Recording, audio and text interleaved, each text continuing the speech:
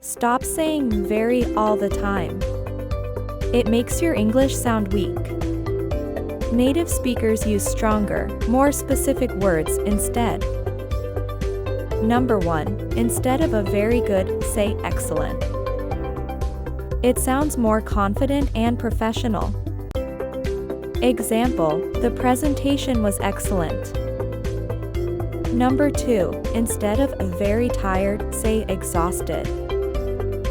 This shows you're really tired, not just a little tired.